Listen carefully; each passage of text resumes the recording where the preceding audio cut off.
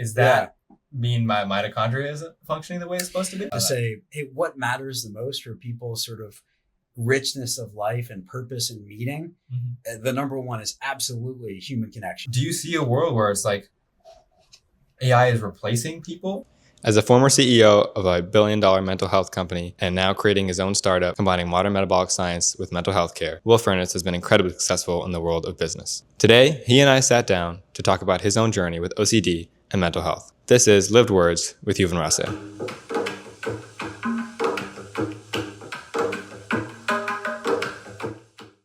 So I want to start with this idea of mental health.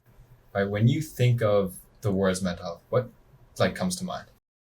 Well, I'm going to be an outlier, which I think will make the conversation fun. Sure.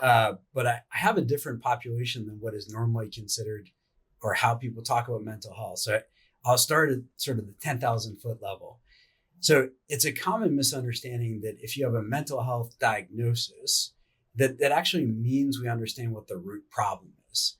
So, and I'm going to give an example. So mental health diagnosis, whether it's anxiety, depression, OCD, schizophrenia, they're actually a grouping of symptoms. So what a clinician is doing is saying, hey, we see these symptoms going on, so we think this is the root problem. Right. The challenge is, up until today, it's been a black box to say, what is that problem? Right. So imagine you woke up tomorrow and you had a fever, and you go to the doctor and they say you have a fever, you're hot and sweaty. That's your diagnosis. See you later. We're going to give you a med. The problem is you could have strep throat. You could have any other type of root problem or cause. So mental illness to me is a grouping of symptoms that say there's something going wrong in your body, your whole body. Right. And it's typically something to do with a metabolic health or cellular dysfunction that makes it hard for you to have healthy thought patterns or healthy relationships. Right. But the underlying root cause, which science has now come to understand, is the metabolic health issue, not the mental health is sort of off by itself. So mental health to me or mental illness is understanding what is going on in your whole body, not just your brain. Right. Okay. Yeah. Okay. So let's take a step back. Metabolic health. What is that? What does that mean? Thank you. Yeah. What is that? So over the last 10 years, the pioneering research in mental health and understanding mental health has all been about understanding metabolic health. So I'll tell you a little bit more about it. Yeah. But this has now gone from, sort of theoretical science, the lab science, the clinical trials, and now the gold standard in treating serious mental illness is through metabolic health. Right. So Stanford and Harvard now both have metabolic psychiatry programs. Okay. So a metabolic framework really just means understand what's going on in your cells. So I'm going to keep it kind of simple. Everybody that's done a high school biology class, one of the first things you learn is that hopefully most of us, and I barely remember it. But the energy you get from your body in your cells is created by mitochondria. Yep. Right. That's the powerhouse of the cell. Right. They even gave us a song about that when I was in 10th grade. I want to hear that song. This can now be part of your podcast. You can sing the song. Right. What people forget is that mitochondria actually started as bacteria.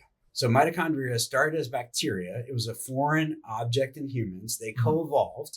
Mitochondria actually have their own DNA separate from us.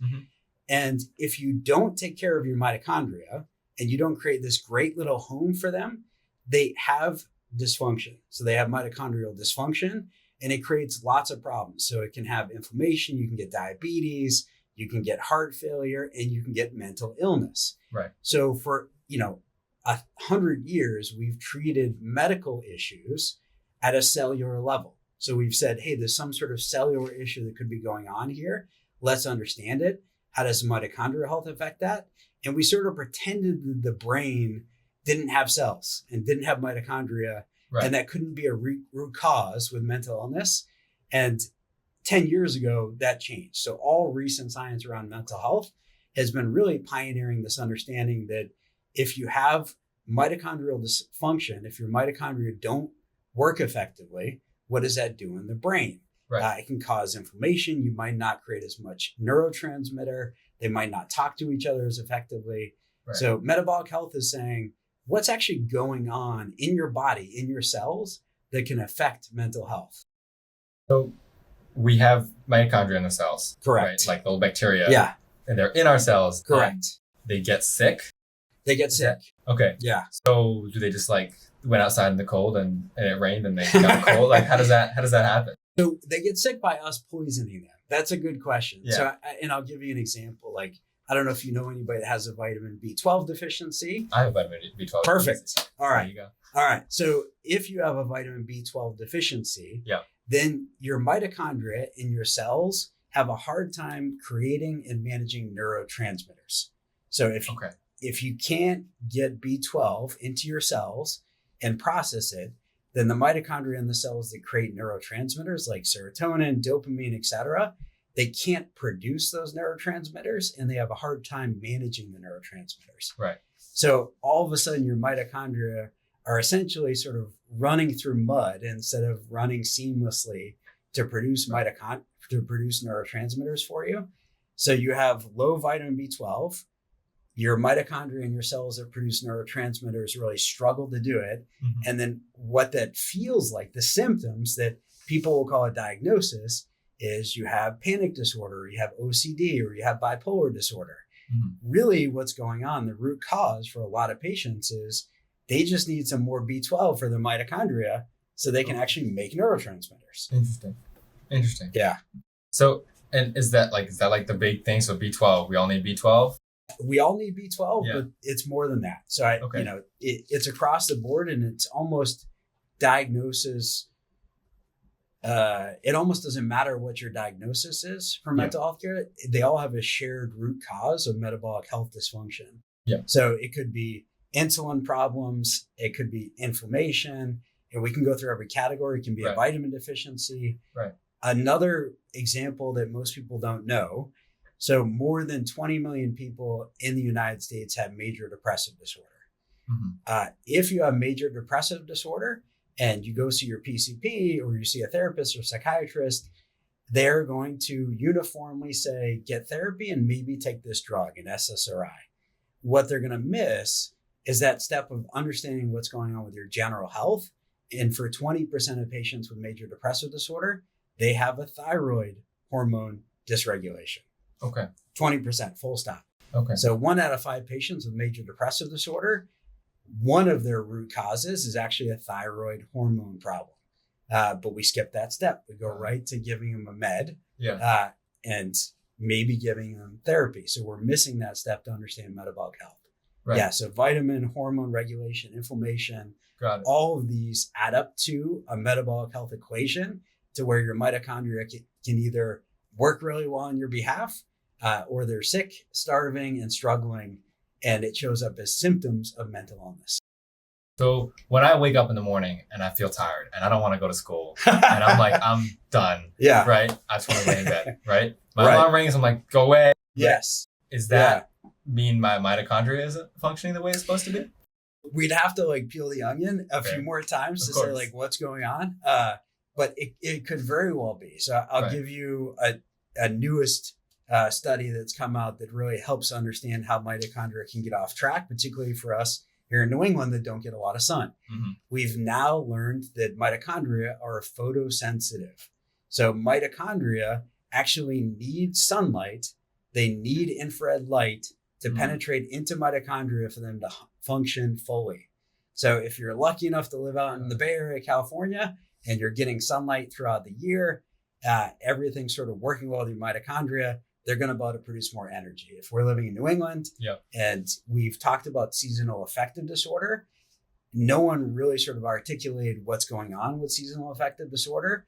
But one of the big things is that your mitochondria, to keep them healthy, create a great home so that they produce energy in every cell and make neurotransmitters and make you feel happy and motivated and dopamine, they need sunlight.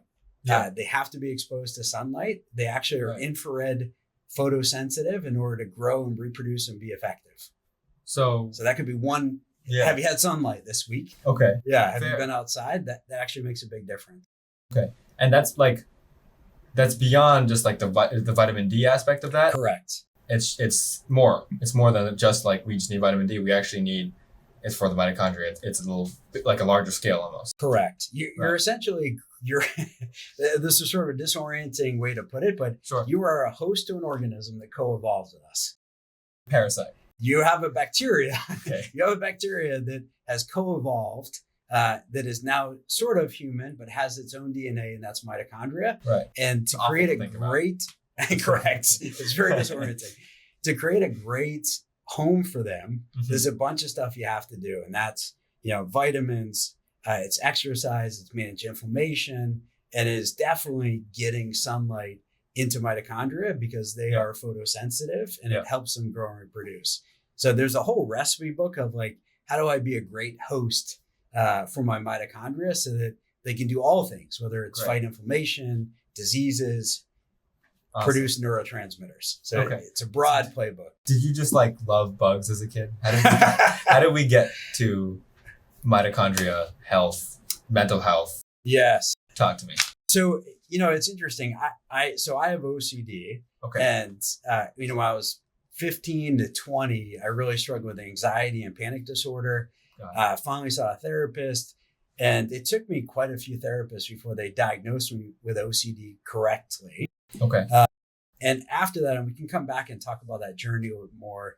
But after being diagnosed, I did some therapy for OCD, and it was manageable. Mhm. It never really got to a point where it was great until COVID, bizarrely.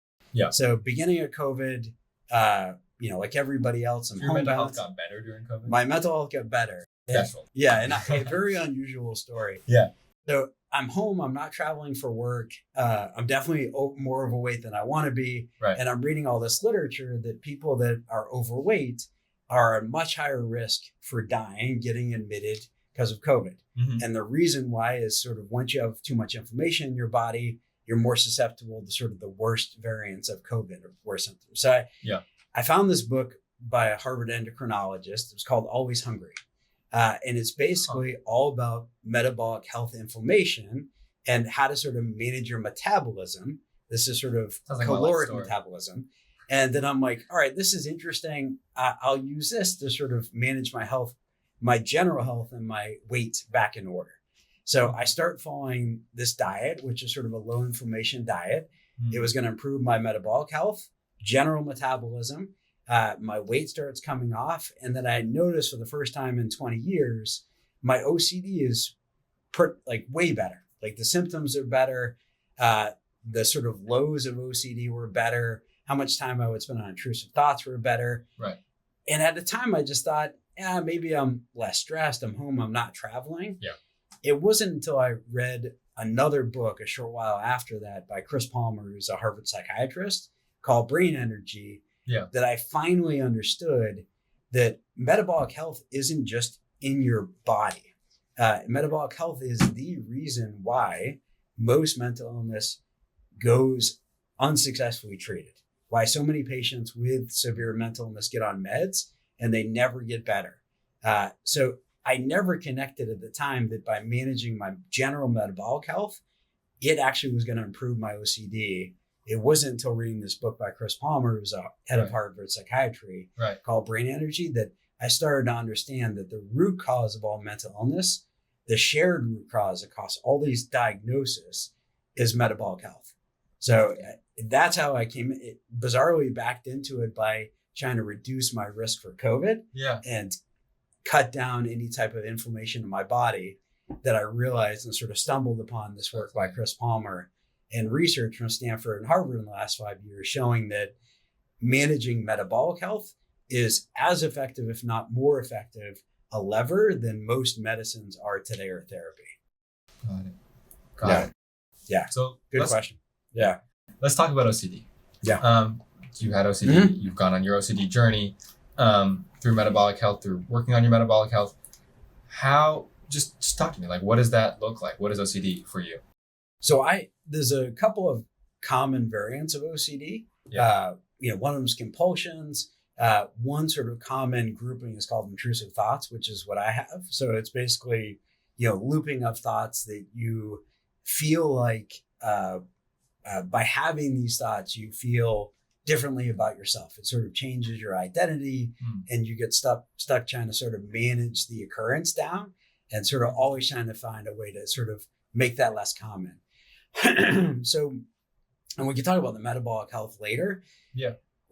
The challenge with most therapy, when you go to get therapy for serious mental illness, particularly OCD, is that most therapists are actually not trained to treat serious mental illness. And OCD itself has an effective gold standard for managing OCD. It's called exposure and response therapy. And most therapists don't know how to do it. So I went to several. Therapists don't know how to treat OCD? Correct. Yeah. That's correct. How does that work? So most therapists, Yeah. And by the way, I went to 4 therapists until somebody finally said, I'll work on OCD with you. Right. She said, I don't know how to treat OCD. I'm not an OCD therapist. We'll buy a book and we'll go through it together. Okay. And that's when I first started to actually get some help.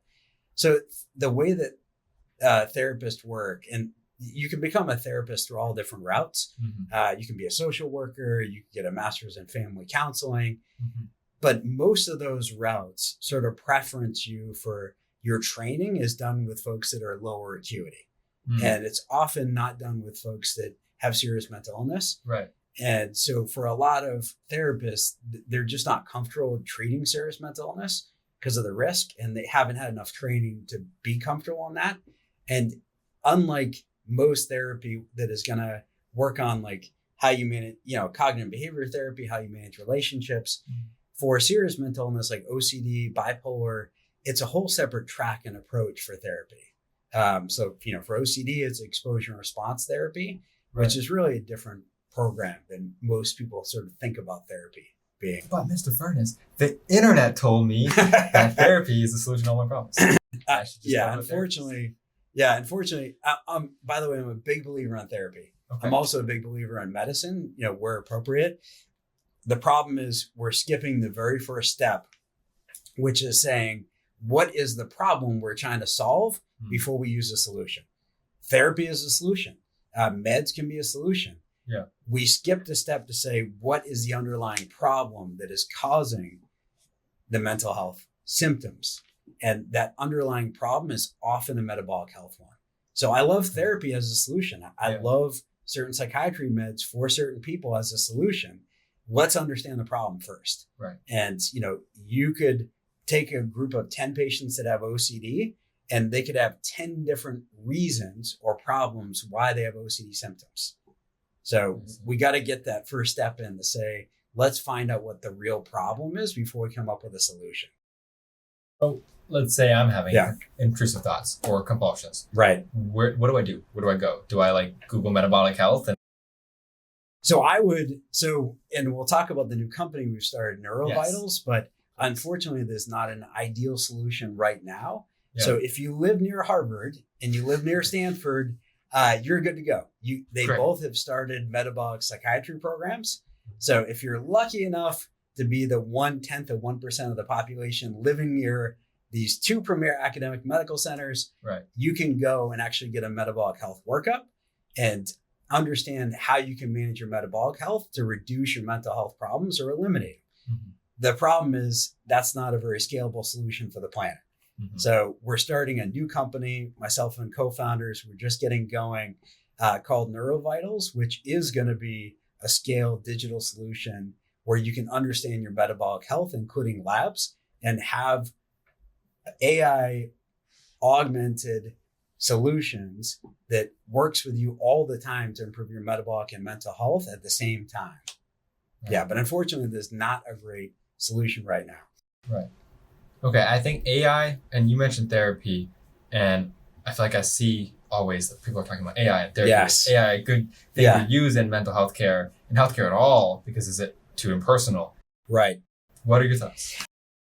The future of therapy is AI delivered therapy. There's a bunch of risk to it right now, and I'll sort of caveat where I think it's good, where I think it's not good right now. So again, I love traditional talk therapy. I think if you're lucky enough to afford traditional talk therapy and have that human interaction, I think it's very meaningful. But a lot of the population on the planet cannot. Right. Harvard Business Review just put out a new set of data showing that the number one use of LLMs right now, so ChatGPT, Gemini, et cetera, the number one use case is actually people getting therapy and companionship out of them. Mm. So people are already using AI to get therapy. The challenge is Stanford HAI Center, which is sort of responsible use of AI, has documented and shown that right now AI therapy can create a lot of problems. So it can create mania, it can worsen serious mental illness. Mm. So personally, I don't believe that AI therapy is ready yet for the masses. The way it's being done, I think, isn't ideal. Right. I think it's absolutely going to be the norm, and I think we got to continue building towards it. But anybody that wants great therapy right now, I would be very cautious about just jumping on ChatGPT and managing serious mental illness with that. It's not. It can be very dangerous. Absolutely. Yeah. And so I look at a number like that. The number one use of generative LLMs is therapy. Correct. Is that a problem? Is that a societal issue? What do you? Because I think about that and it's like, man, that's crazy. It is crazy. Yeah, what's indicative of is that there's really an underlying need, right? So there's definitely a need that people want more support and help. It's indicative that there isn't enough access still in therapy, whether it's because it's too expensive, it's hard to find, it can't be done virtually. So it tells me there is a supply and demand mismatch. What it also tells me, though, is that a lot of these models are being built in a way that is borderline sycophantic, right? Mm-hmm. So OpenAI just released ChatGPT 5.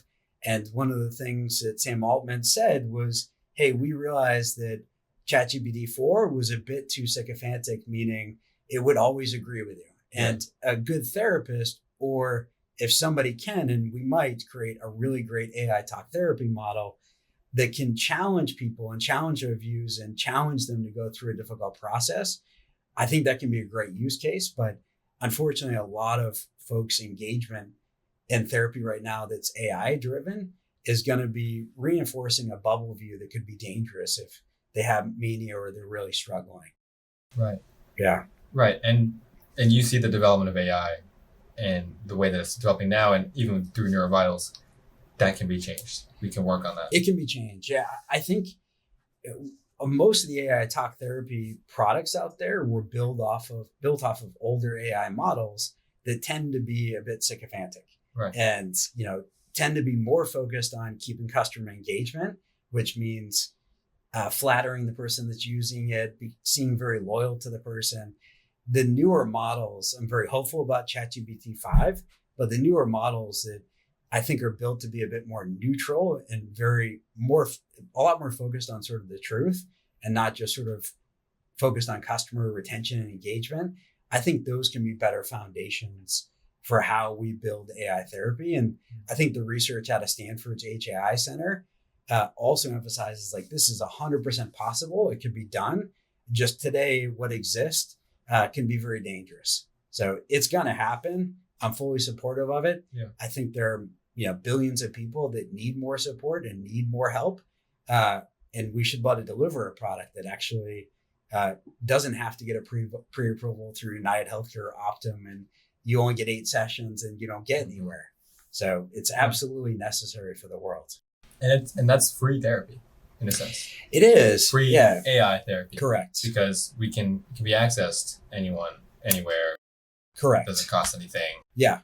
And is that obviously there's huge kind of potential there. There's huge potential. The one caveat I would sort of get people to think about is, we're so lucky in the United States and most first world nations to not have to think about that our health information is protected.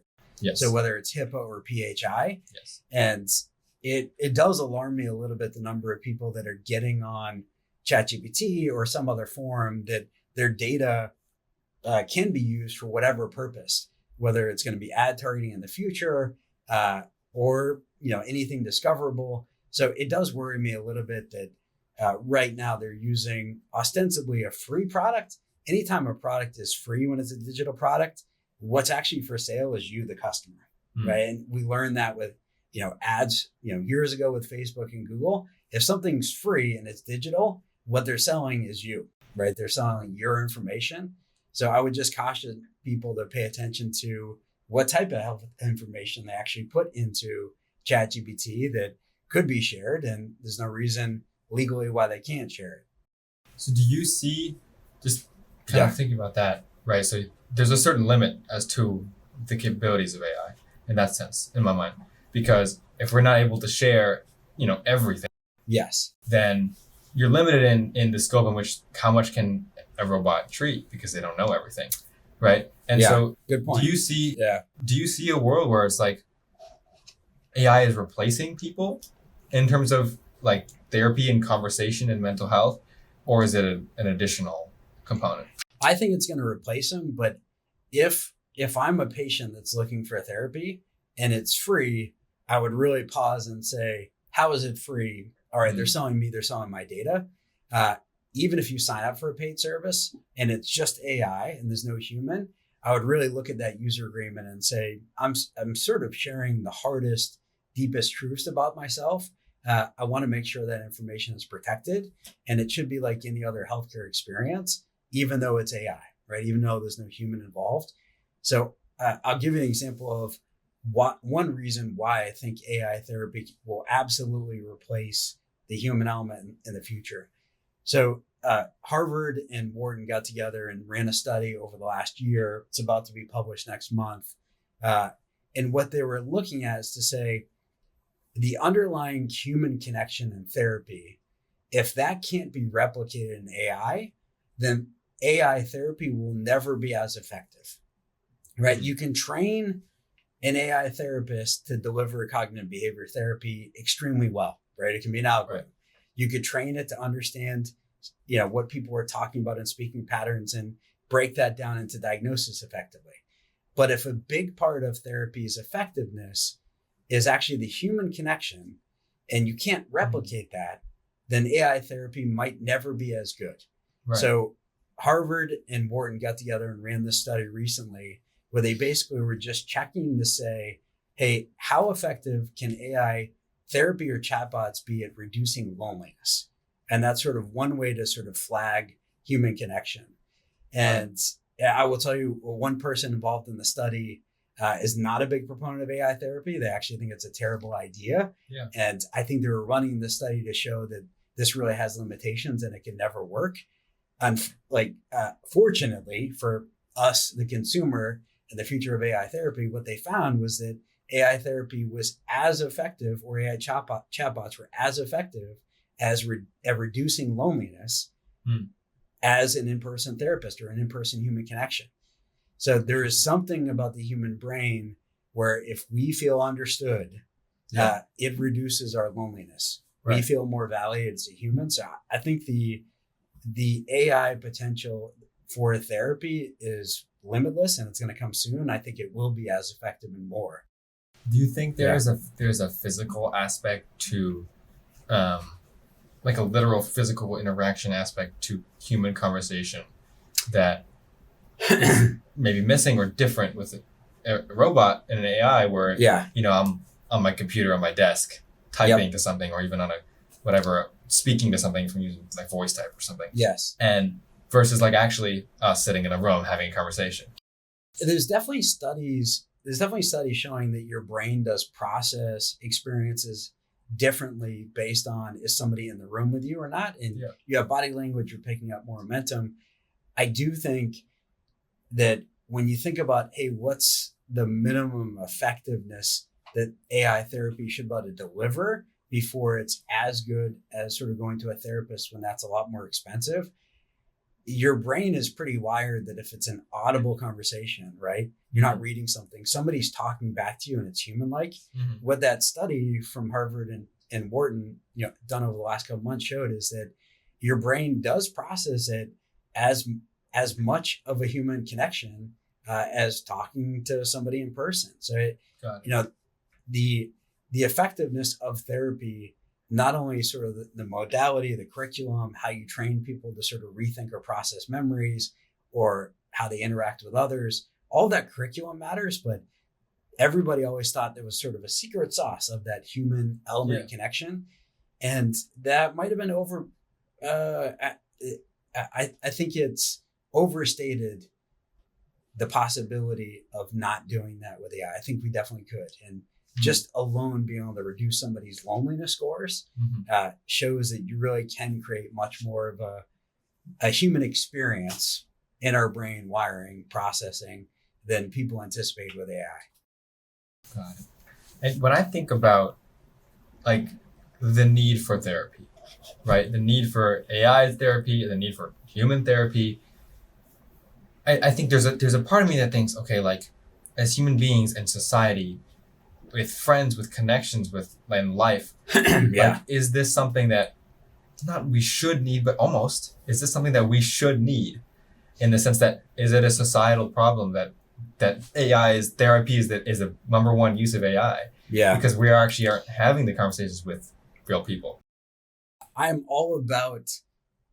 So the longest running happiness survey, done by Harvard over 30 years, tracking people to say, hey, what matters the most for people's sort of richness of life and purpose and meaning? The number one is absolutely human connection. How much human connection, how much purpose you have for these humans around you, how you help them. Like, we are very much a tribal species.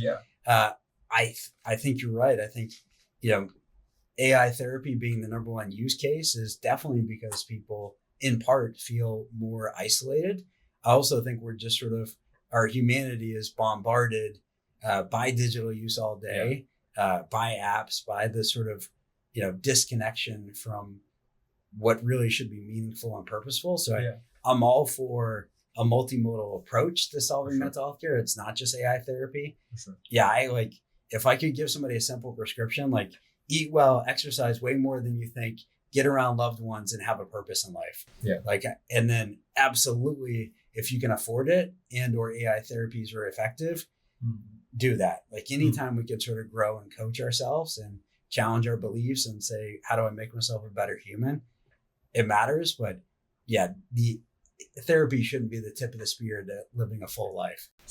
Yeah. I think sometimes we get stuck in a cycle, right? Where it's, I'm lonely or I'm struggling, and so I don't go out. So I get more lonely. Correct. And so then I don't go hang out with my friends because I feel like they're going to judge me, or I don't feel included, or they don't really want me around. And then we stay inside more, right? We kind of exacerbate. And I almost wonder if, because of the practicality of AI therapy, where it's something it's kind of, for lack of a better term, quick and easy, right? You can do it whenever. You can kind of you don't need to like book a session with someone else. You can kind of just go and do it. You can get that feeling of like, okay, I feel a little bit better. Then I can get you out of your room. I need to get out of my room sometimes. 100%. And get you to people. And actually build that, like you said, that actual human connection. That you cannot replicate in other ways, but sometimes you can't get out of it.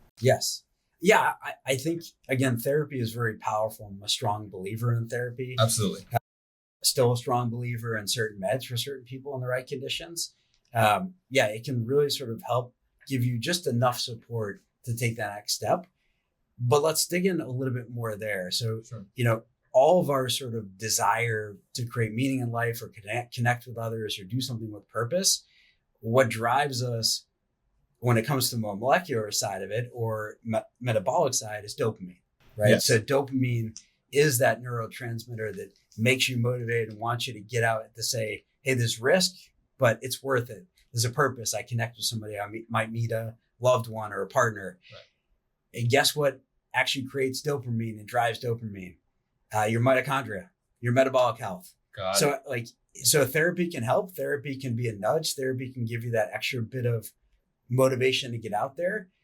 But a lot of what drives that ability to sort of go after that reward is dopamine, a neurotransmitter. You want more dopamine, you can manage your dopamine.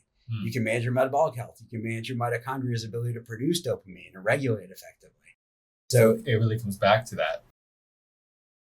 All of mental health and all of behavior management has a shared root, fundamental cause and understanding or drive around metabolic health. Like, as every cell in your body, no matter what it's doing, if it's fighting inflammation, it's growing something, it's repairing something, it's producing neurotransmitters, every one of those functions lives off of the energy from mitochondria. Okay. Let's talk about Your Vitals. Please. Yeah. And this is off of LinkedIn. Yeah. Your Vitals is transforming mental health care by uniting cutting-edge metabolic science with advanced AI.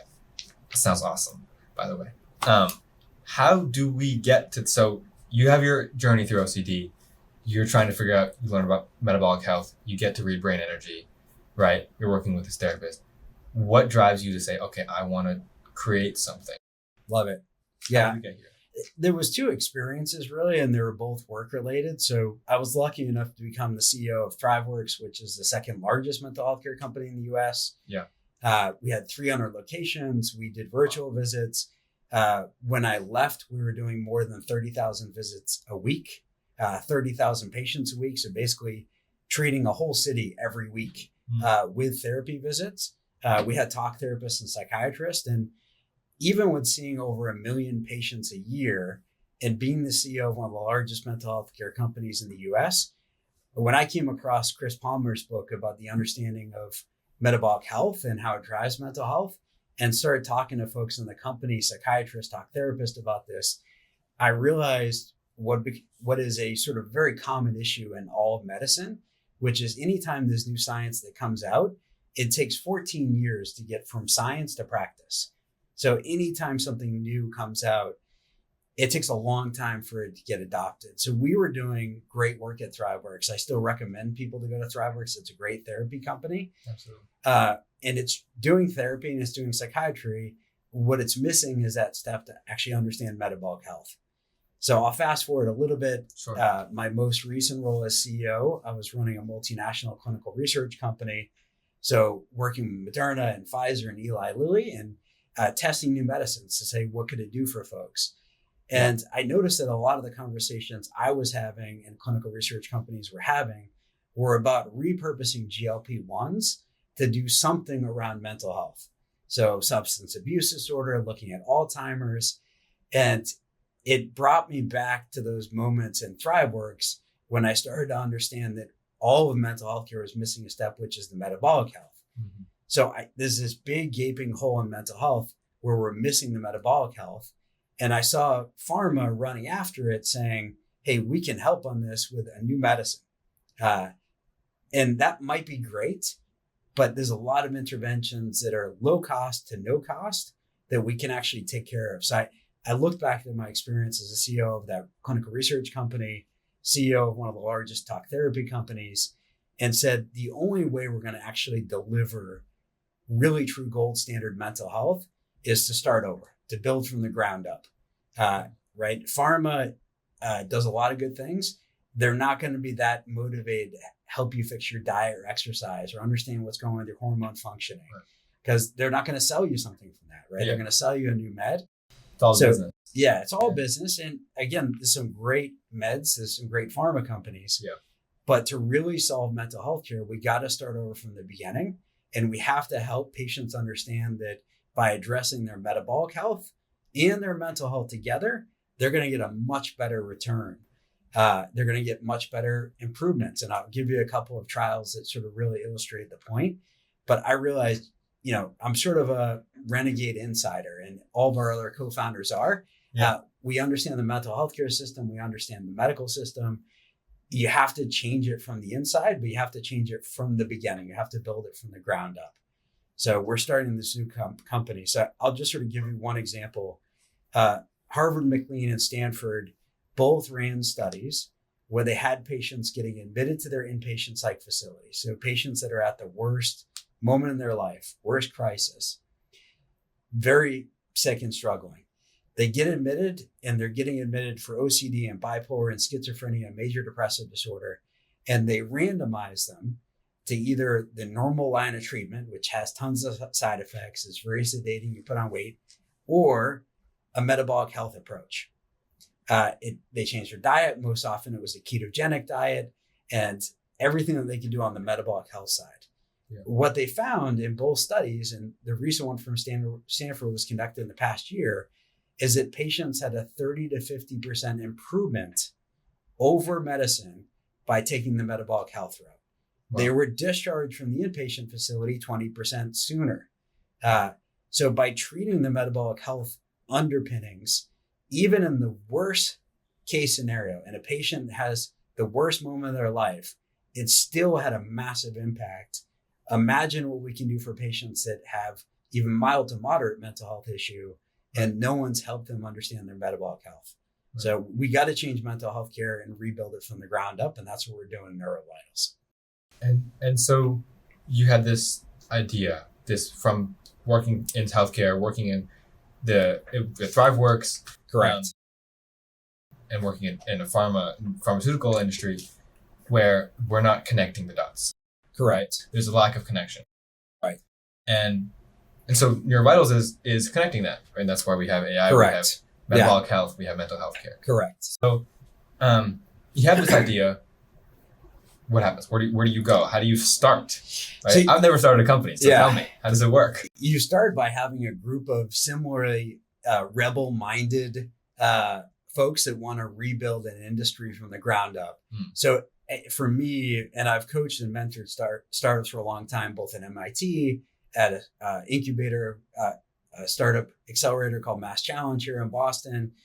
But the core of every great startup is a group of people that really have a shared passion, because you're going to pivot 10 different times. You're going to get customer feedback. What you need is a group of folks that have a shared mission in mind, that they care about one core thing and they all agree on that truth. Right. So I started with finding other co-founders that really believed mental health care didn't just have an access problem. It had a recipe, design, quality issue, right? We had to rebuild mental health care from the ground up to include metabolic health. So I was lucky enough to hire both a chief scientific officer, a chief product and AI officer, chief growth officer, sort of early on. Yeah. We added a great chief financial officer. And, we'll chat a bit about the co-founders in general, but step one was getting a team of rebels together that really understood, hey, this is the fundamental problem we're going to solve, and let's just get after it. For sure. Yeah. For sure. I think there's an aspect of when you're starting something, I think it's very hard to start something by yourself, right? Correct. If you had an idea, and I think it's really interesting that the first thing that you pointed out to me is you went and found a team. Right? You found people to work with. Correct. And that's such an interesting thing, because I feel like that applies in so many ways in life. And like, that's a correct kind of a you gotta life have your thing. tribe. You do. You gotta have your tribe. Absolutely. Yeah. You have to have people. It was a big thing even with this project, where I'm trying to figure out who's going to work with me. And how can I get people who are inspired, who are interested. Right. And finding those real connections. I think that's a really makes important, sense. Really important point that you're making there. Yeah. Okay, so let's talk about, all right, so you have your co-founders, you have your team. Right? Yes. Building something. Where we go? So, what's going on? Peter Thiel has a great book, 0 to 1. And definitely the hardest step is the very first step, right? When you're taking a company from 0 to 1. I've been lucky enough at prior companies like at ThriveWorks to raise capital before. So we did a Series B when I was a CEO. We got a unicorn valuation, so we had a $1.2 billion valuation. So I've done a lot of fundraising, but being at a pre-seed stage where you don't even have a product yet, you really have to articulate, hey, what's that vision? Where are we headed? What's the story? And ultimately, who's the customer that I'm helping the most? So I spend a lot of time talking to patients with serious mental illness, talking to psychiatrists to try to say, what would be the most valuable for that person? Who's the customer that's going to benefit the most? Know your audience. Know your audience. And what problem am I really solving for them? Right. There's a lot of startups. And again, I've been lucky enough to mentor startups at MIT and Mass Challenge. There's a lot of startups that first get excited about an idea or a tool, and they don't start by saying, what problem am I solving? What customer has this problem? How do I most help them? And then build off of that. So, we have our team, we have a shared mission of, hey, we want to rebuild mental health care, particularly serious mental health care. But step 2 is really understanding and talking to the customer directly to say, what would be the most impactful of a lever for you and help you on this journey to try to live a more fulfilling life. Absolutely. Yeah. Absolutely. So you've been a CEO, you're a founder right now, you were CEO at ThriveWorks, you've served in a lot of leadership capacities. Right. Can we talk about leadership? Absolutely. What does that look like? How has that been for you? Yeah, leadership is just putting everybody else's interest above yourself. Like it's interesting. People we'll often talk about leadership in terms of like a heroic almost stance. Like I led the team into X or Y. Like to me, leadership is more servant leadership. Like you have a mission or objective and you're putting yourself last over the whole team and figuring out how do you make everybody sort of work effectively together to solve a problem that you couldn't do individually. So we can go all different directions in leadership, whether it's like coaching style or what type of culture you create. Right. But to me, leadership is trying to solve a problem that you can't do on your own, right? The problem's just too big and you have to sort of put the whole team above yourself. Interesting. Yeah. And I think we, like you said, we look at leadership like it's this like we're leading the team. And I think there's a sense of responsibility, but also a sense of pride in being a leader, right? How do you balance feeling like I'm leading a thing, but also giving credit, balancing, where other ideas are coming from, and leading humbly, I suppose? Yes.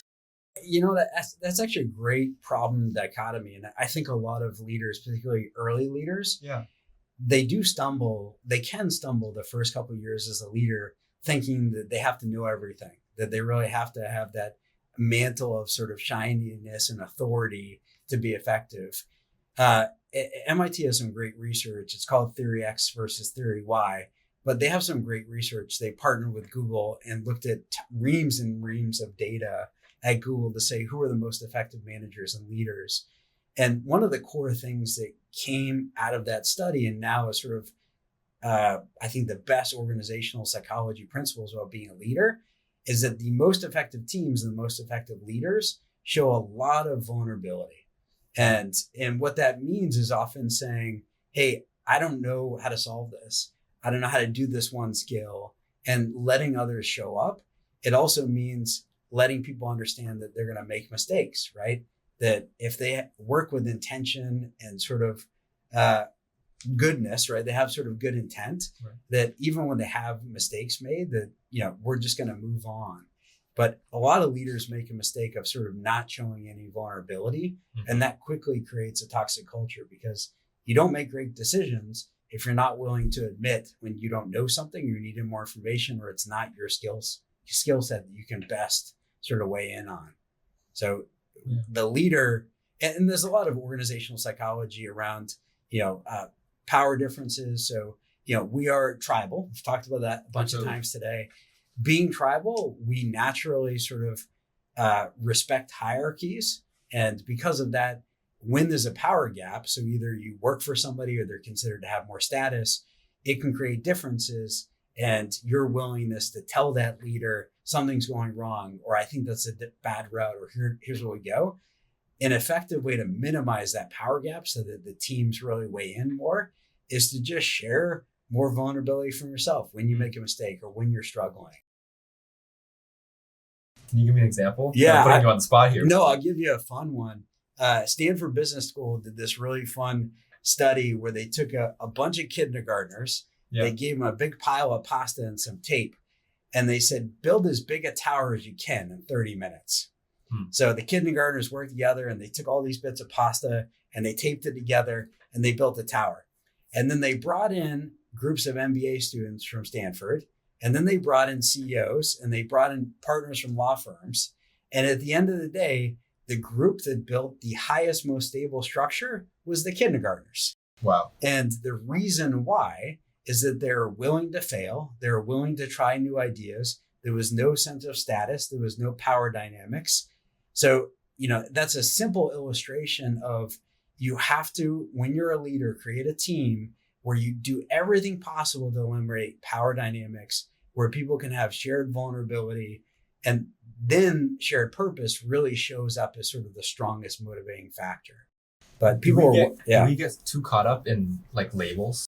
Absolutely. I mean, we're, I am this, I am that, and you are not this. Correct. Yeah. Yeah. It's something I've had to really work on and practice, that I consider myself very informal and down to earth.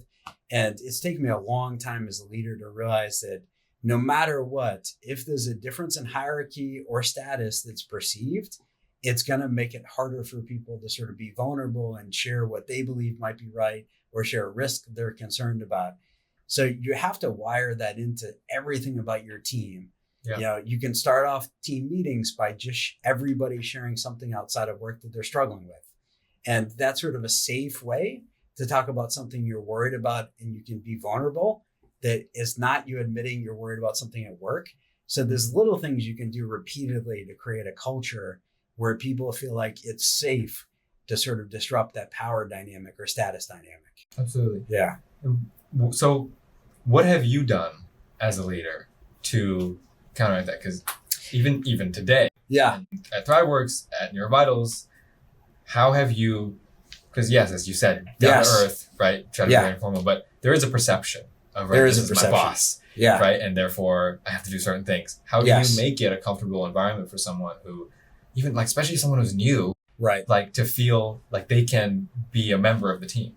That, for me particularly, if I'm new to a company or new to a team and we try to get to know each other, I always try to share a couple of examples where I failed in life.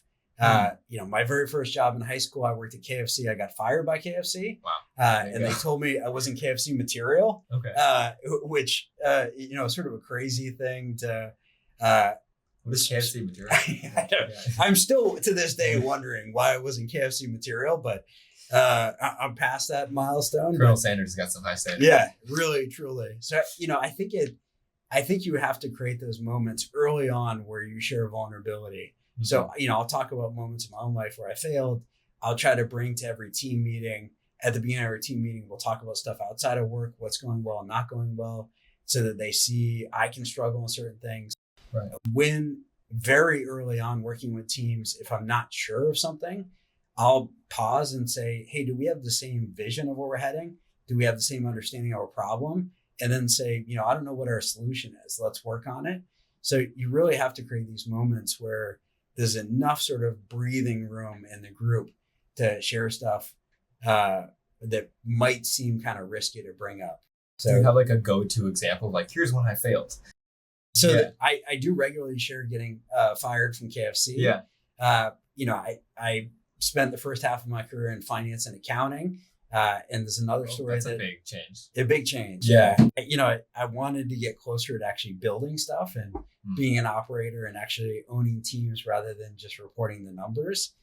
Meaningful, but just wasn't for me. But the KFC getting fired story. And then I worked at a startup years ago. I was running finance and accounting, and our very first quarter where we did a set of financials, I worked overnight, worked 31 hours. Got the financials done before the board meeting, gave it to the CFO. He went into the board meeting, and I realized about 20 minutes later that I had added it up wrong. And then instead of us being profitable, we were losing about $40 million a year. What? And it was our first set of financial statements. And I had to go into the boardroom and try to discreetly bring the CFO out. And I didn't know if he had reported the numbers or not, and explained to him sort of what went wrong. Luckily, really seasoned, effective, thoughtful leader. And after digesting the news as best he could, later in the day, came back and thanked me. Yeah. I later got a promotion really just because of that, because he realized, I was somebody he could trust to deliver news no matter what it was going to be. But that's a hard thing to do. To it's hard to a board meeting and be like, hey, can I talk to you? Yeah. And our very first set of financials, which was going to be a bellwether where the company was headed. So I try to regularly, when I get to know teams, to share as much as I can, to create that sense of vulnerability. The other thing that can really help disrupt that sort of power gap that people can perceive in hierarchies is to just spend a moment understanding where people really do have something unique to offer to the team, so that it's just not a point of comparison, right? So if it's a title, they can compare. If it's a degree somebody has or not, they can compare. But everybody's bringing someone to the table, whether it's a unique perspective or unique skill set. Yeah. And if you can pull that out early on, and you can do it through simple ways, like you can do something silly that, every time somebody joins a team, they could talk about a special skill they bring. So I'll give you one example. Sure. There's a really big call center in India. It's called Wipro. Okay. the call center, it's one of the largest in India. They were struggling with turnover year after year, just massive turnover, really hard job. And they said, we want to do something to improve the culture and the team dynamic and do something to improve turnover. So they ran it like a science experiment. They randomized new employees into a couple different cohorts. And one cohort was, they got a sweater that said Wipro, it had their name on it, and they got a mentor. And the mentor would sort of like coach them along and make them excited and talk about what Wipro means and the cultures and the values. Right. The other group, what they did instead was early on, they met with a mentor, but they asked that employee, what sort of one useful skill or useful perspective do you bring to this team that's going to make it stronger? Yeah. That was it. It was something like 100% improvement in turnover, that one intervention. And the reason why it was so effective is it really got rid of a lot of the power dynamic. It had people feel like they were bringing something meaningful to the table right away. Mm-hmm. It allowed them to be authentic, which means the teams could be more high functioning. Mm-hmm. So, there's countless small interventions you can do as a leader where you allow people to become authentic in themselves, bring something authentic to the table, and create an environment that feels really safe that teams can just take off. So, yeah. Right. Absolutely. I actually want to go back to the board meeting story. Yeah.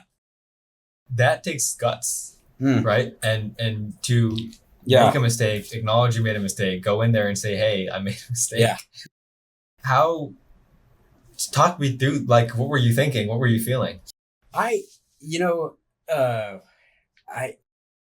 sounds terrifying. Yeah. I'd be like, oh my God. It was. And I hadn't slept for 30 hours. Oof. And, I'd just been promoted to the accounting manager.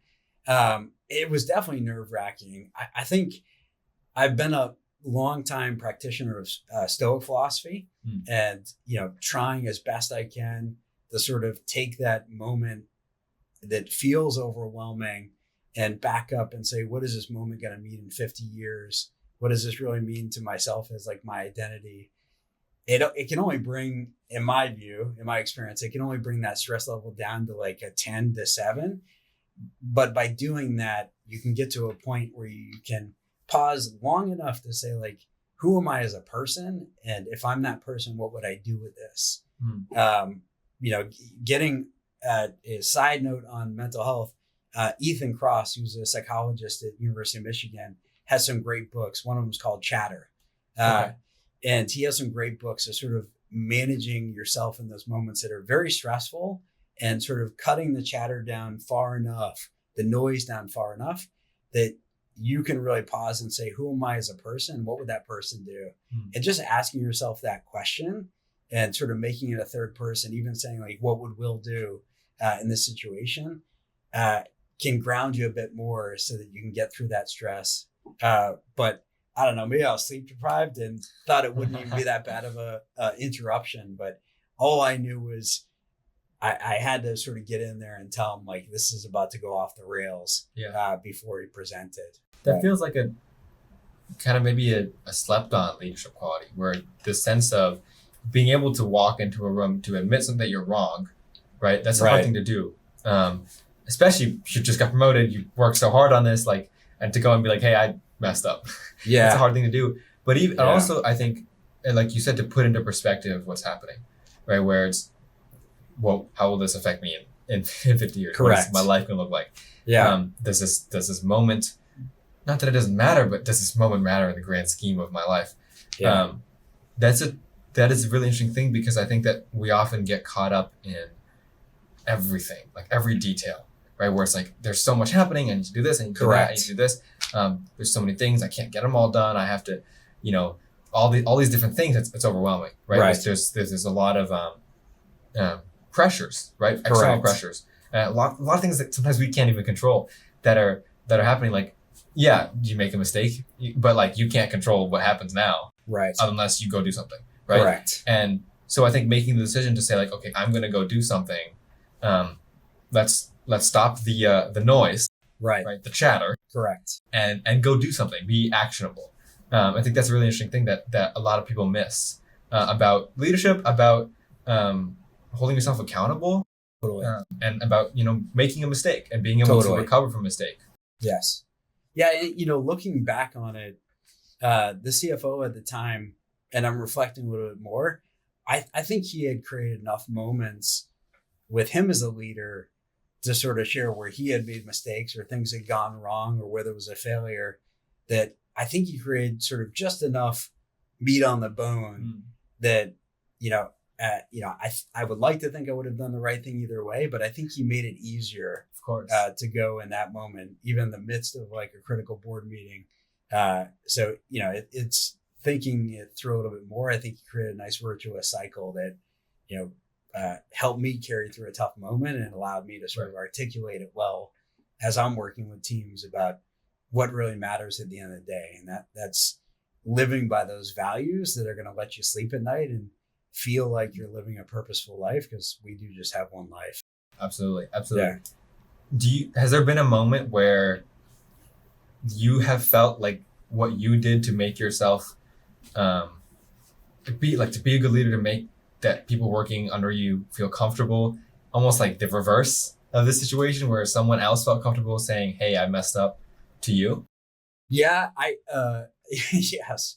There's definitely been many moments where folks have brought really hard problems to me. Yeah, really hard problems that, I was glad they were able to sort of share a risk or worry.